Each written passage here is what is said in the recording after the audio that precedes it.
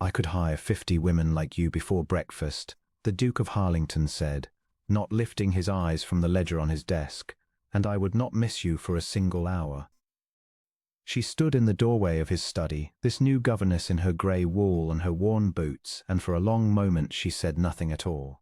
Aldrich turned a page, expecting the usual thing, the trembling lip, the stammered apology, the retreat that would end this whole tedious interview. "Then do it," she said. He looked up. "Hire your 50, she went on, and her voice did not shake. "I am sure they will be very obliging.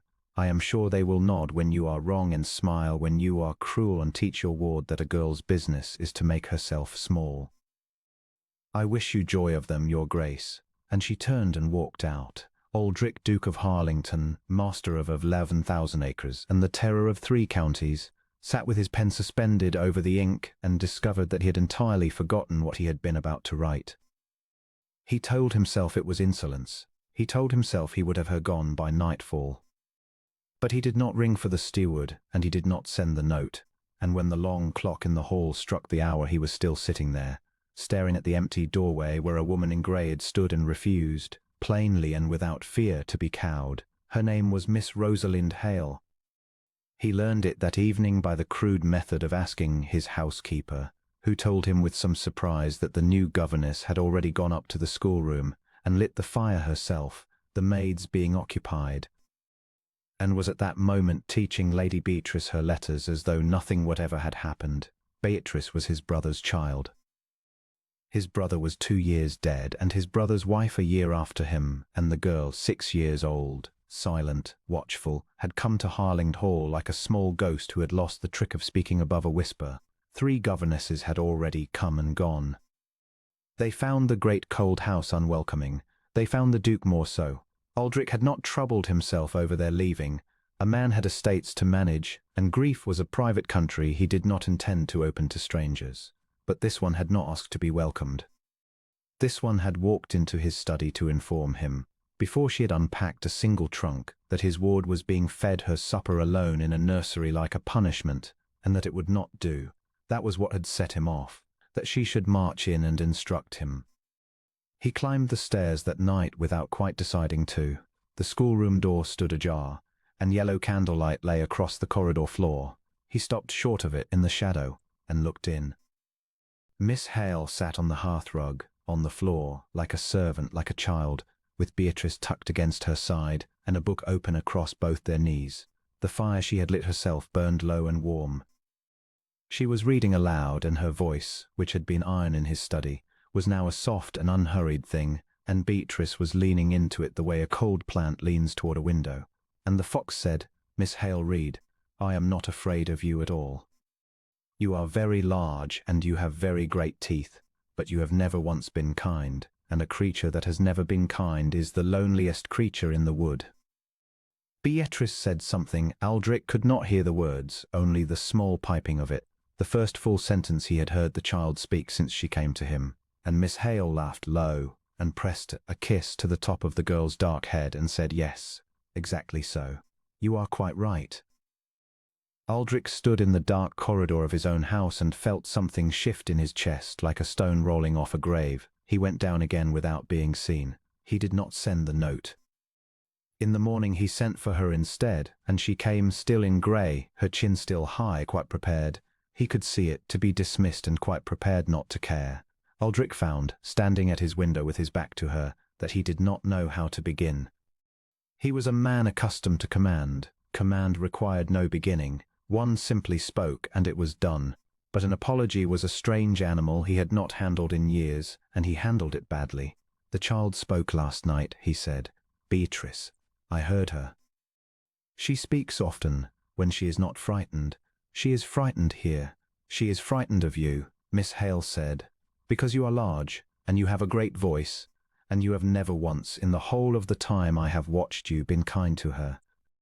But you are not, I think, unkind by nature, your grace, only by long practice, and practice can be undone." He turned. She met his eyes without flinching, this small determined woman who owned nothing in the world but her wages and her opinions, and Aldrich, who had been flattered and feared and courted and obeyed for the whole of his adult life, and never once told a plain truth to his face. felt the strangest and most unwelcome sensation. He felt seen. You said I might hire 50 like you, she added, and there was the faintest curve at the corner of her mouth now. And I told you to do it, I stand by that, but I notice you have not. No, Aldrich said, I have not. May I ask why? He could have said a great many things. He said the true one, which surprised him more than it surprised her, because I do not want 50 who would agree with me. I have had those. I find they are worse than useless. I want the one who will not. Something in her face changed then, a softening quickly mastered. She inclined her head. Then I shall stay, she said, on the condition that Lady Beatrice dines with her family, at a proper table, and not alone. She has no family but me. Then she shall dine with you. Aldrich looked at this impertinent creature who had, in the space of a single day, overturned the settled order of his household, and heard himself say, "Very well, Miss Hale. She shall dine with me." She dined with them. The first evening was a long stiff silence broken only by the click of silver, the Duke at one end of the vast table, the child at the other, Miss Hale between them like a small grey bridge. But she talked to Beatrice of foxes and of frost on the window pane, and of what the horses were called in the stables, and by degrees the child answered, and by degrees, to his own considerable astonishment, Aldrich found himself answering too. The winter went on in this fashion. Aldrich, who had eaten alone for years and told himself he preferred it, discovered that he arranged his days now around the hour when he might reasonably come in from the estate and find them both.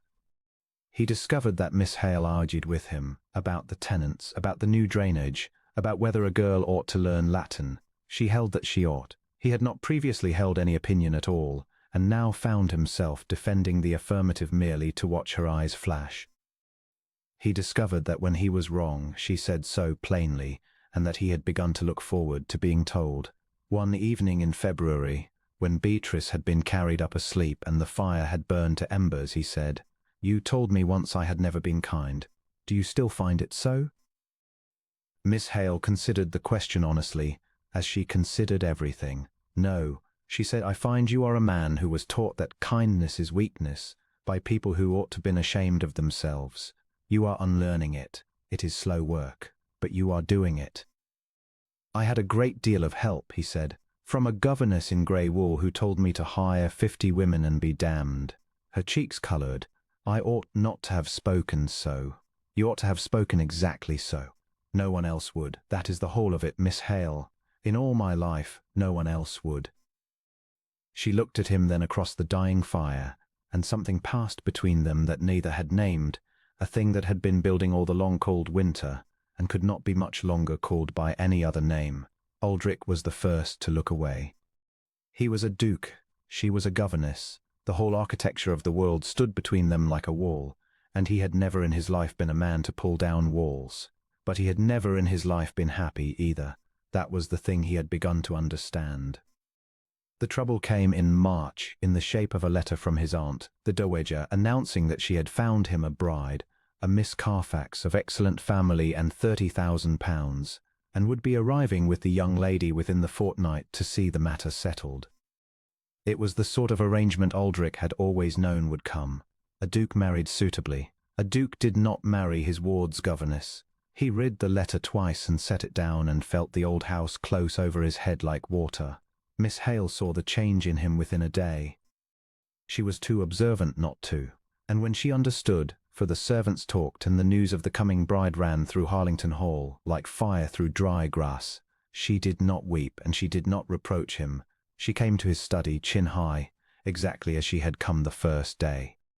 "I have taught Lady Beatrice her letters and her sums and most of the foxes," she said, "and she is not afraid of you any longer, which was the whole of my errand here.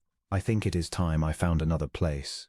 It would be easier for the new Duchess, I believe, not to have me underfoot." "Miss Hale, you need not say anything, Your Grace. You have been more than fair. I only wanted to say, before I go, that I have never in my life been so glad of any work as this, and that whatever else is said of you in your 3 counties, I know you now for a kind man. I wanted you to have that from someone who would not lie to you." She dropped a small curtsy, the first she had ever given him. "Goodbye."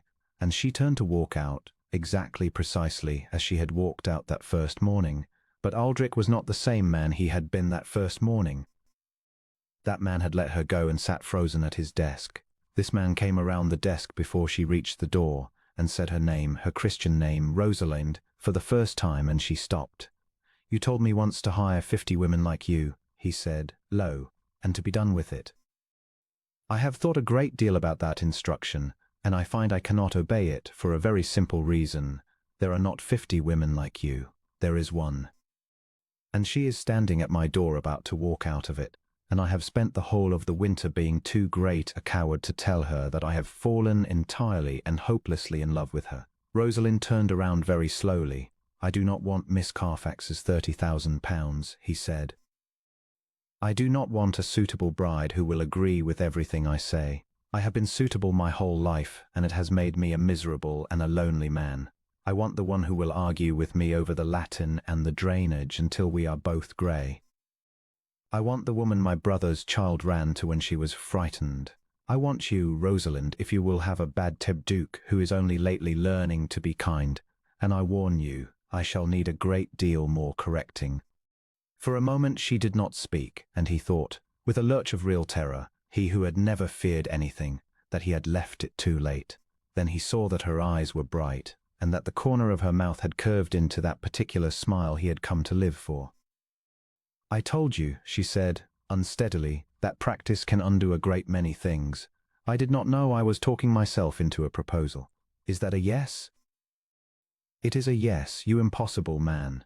And she laughed and put her hands in his, and Aldrich, who had never once in the whole of his cold life done anything so undignified, drew her in and held her as though she were the only warm thing in a house of stone, which she was. The dowager arrived to find her nephew betrothed already, and made her displeasure known at some length, and was informed by the new bride-to-be, quite pleasantly and without the smallest sign of fear, that she was very welcome to hire 50 duchesses if she liked. But that this duke had made his choice. Beatrice, told the news, said only good, with the great solemnity of 6 years old, and climbed into Rosalind's lap and stayed there.